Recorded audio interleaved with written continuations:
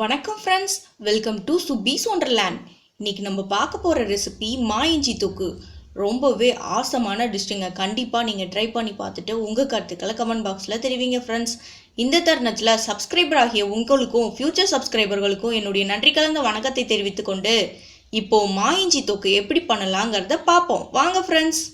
செய்ய தேவையான பொருட்கள்: ஒரு 250 கிராம் இஞ்சி எடுத்திருக்கேன், 1 டேபிள் ஸ்பூன் வெந்தயம், ஒரு 2 சிட்டிகை பெருங்காயத்தூள், தேவையான அளவு உப்பு, மிளகாய்த்தூள் ஒரு 2 டேபிள் ஸ்பூன், மஞ்சள் தூள் 1 டேபிள் ஸ்பூன், புளி ஒரு லெமன் சைஸ் எடுத்திருக்கேன். ஃபஸ்ட்டு நம்ம இஞ்சியோட தோலெல்லாம் சீவி எடுத்துகிட்டு வந்துக்குவோம். பார்த்திங்கன்னா தூள் சீவும் போதே நல்ல ஒரு மாங்காய் ஃப்ளேவர் வருது, ரொம்ப நல்லா வாசமாக இருக்குது. ஃபஸ்ட்டு நான் தோலெல்லாம் சீவி எடுத்துகிட்டு வந்துடுறேன்.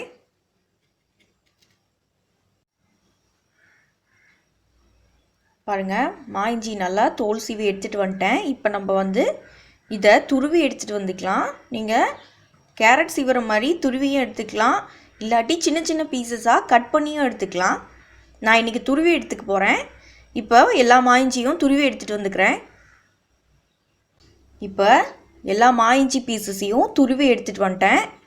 பாருங்கள், நல்லா கேரட் துருவுற மாதிரி நல்லா நைஸாக துருவி எடுத்துகிட்டு வந்தாச்சு. பேனை ஹீட் பண்ணியிருக்கேன். இதில் ஒரு 2 டேபிள் ஸ்பூன் நல்லெண்ணெய் ஆட் பண்ணியிருக்கேன். எண்ணெய் நல்லா ஹீட் ஆகட்டும்.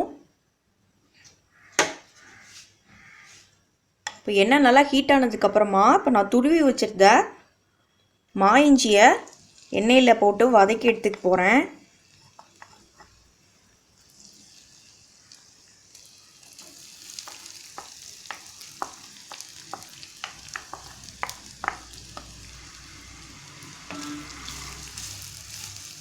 ஒரு 5 மினிட்ஸ் நல்லா வதக்கி எடுத்துக்கலாம்.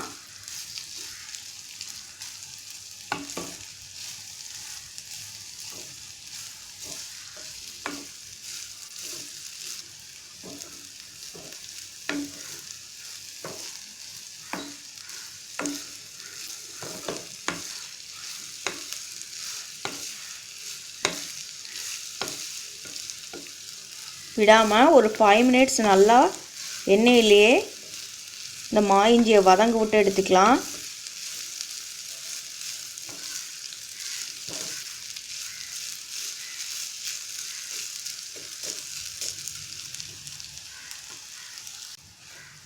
பாருங்கள், நல்லா வதங்கிடுச்சு. இதை நான் ஒரு பிளேட்டுக்கு ட்ரான்ஸ்ஃபர் பண்ணிக்கிறேன். இப்போ இஞ்சியெலாம் எடுத்து ஒரு பிளேட்டில் ட்ரான்ஸ்ஃபர் பண்ணி வச்சுட்டேன். இப்போ நம்ம இஞ்சி வதக்கின அதே பேனில் நம்ம ஒரு டேபிள் ஸ்பூன் வெந்தயம் எடுத்து வச்சுருந்தோம்ல, அதை நான் இப்போ ட்ரையாக வறுத்து எடுத்துக்க போகிறேன். இதை நல்லா ஒரு பொன்னிறமாக வறுத்து பொடி பண்ணி எடுத்துகிட்டு வந்துக்கலாம்.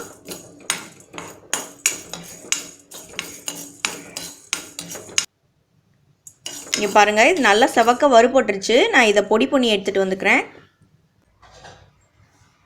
இப்போ பேனை ஹீட் பண்ணியிருக்கேன். இதில் ஒரு டேபிள் ஸ்பூன் எண்ணெய் விட்டுக்கிறேன். இப்போது மஞ்சத்தூள் ஆட் பண்ணிக்கிறேன்.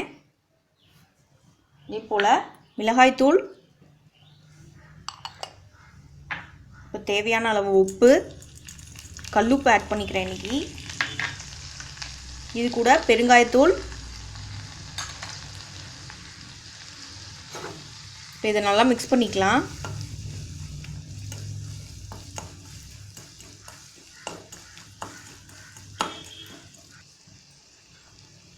வறுத்து பொடி பண்ண வெந்தயத்தூளையும் இது கூட ஆட் பண்ணிக்கிறேன்.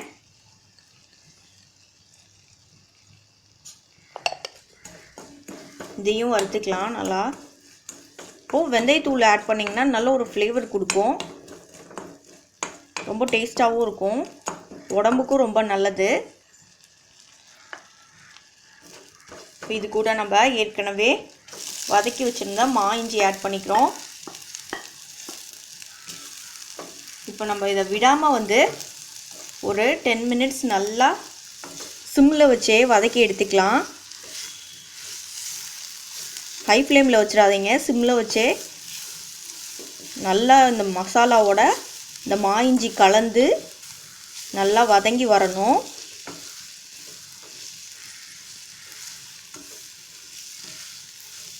நம்ம இதை வதக்கிற சமயத்தில் நம்ம எடுத்து வச்சுருந்த புளியை வந்து நல்லா கரைச்சி எடுத்துக்குவோம்.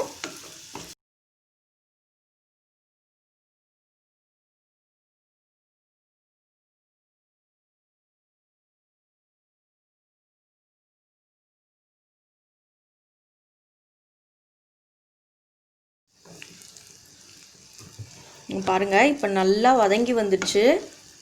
ஒரு 10 நிமிஷம் நல்லா வதங்கிடுச்சு. இப்போ நான் இது கூட வந்து புளிக்கரைசலை சேர்த்துக்க போகிறேன்.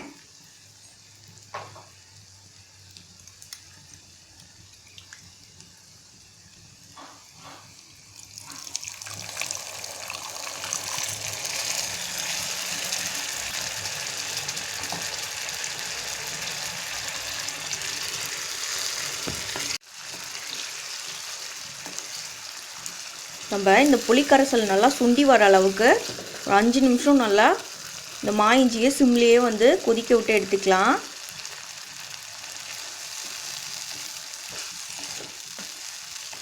இப்போ பாருங்கள் ஃப்ரெண்ட்ஸ், நமக்கு எண்ணெயெல்லாம் நல்லா பிரிஞ்சு எப்படி சூப்பராக வந்திருக்குன்னு.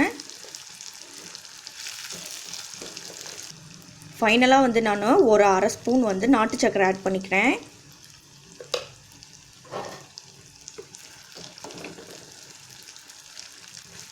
நாட்டு சர்க்கரை வந்து ஒரு நல்ல டேஸ்ட் கொடுக்கும் மா இஞ்சிக்கு.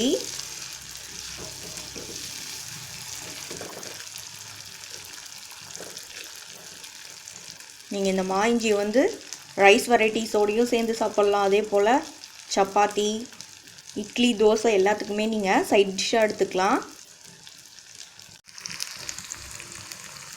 இப்போ ரொம்பவே சூப்பரான மா இஞ்சி தொக்கு சர்வ் பண்ண ரெடி ஆயிடுச்சு ஃப்ரெண்ட்ஸ். இப்போ ரொம்பவே சூப்பரான மா இஞ்சி தொக்கு ரெடி ஆயிடுச்சு ஃப்ரெண்ட்ஸ். இது இட்லி, தோசை, சப்பாத்தியோட ரொம்பவே அட்டகாசமாக இருக்கும் ஃப்ரெண்ட்ஸ்.